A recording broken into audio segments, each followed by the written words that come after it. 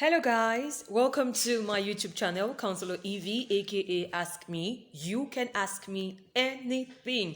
Have you ever heard about close or open relationship and open marriages? You wonder what it's all about. Now, open marriages or open relationship, it's a form of relationship these days where people are free to do whatever they want to do.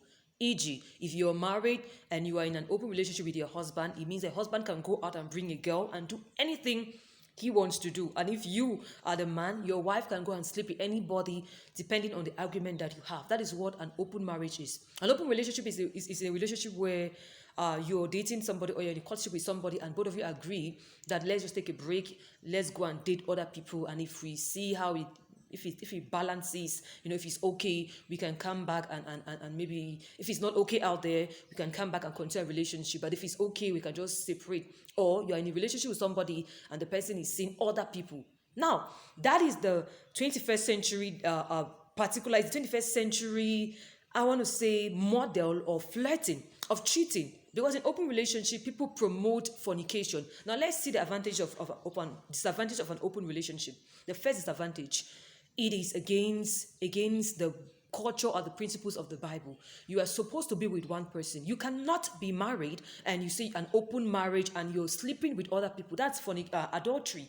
Or you're in a relationship and you're seeing other people. That's flirting and fornication. Secondly, in an open marriage, you can be infected because you don't know who that person has slept with. Thirdly, it's heartbreaking. Your partner can break your heart. It's possible he goes out there or she goes out there and sees another person she loves or he loves more than you and dumps you for the other person. And of course, it is insane. I don't know what we do these days, open relationship and open marriages. It doesn't make sense. Does it make sense to you? Do you think if you actually love this particular dress so much and you want to put on that dress, would you want to keep sharing the dresses with other people are in competition of taking that same dress? That's how it is.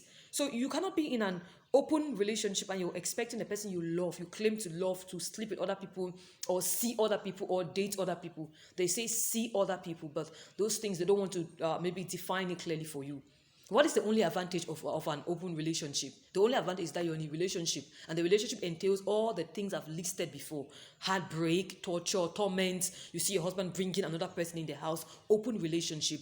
That is from the pit of hell. It is the 21st century model of disguising flirting or disguising immorality. It is immoral. It is immoral for a married person to go out there and cheat and say we are in an open relationship. Relationships are supposed to be close. A man leaves a mother, father, and is clinging to the wife, and the marriage bed is not supposed to be defiled. Do not be deceived. These are all things from the pit of hell.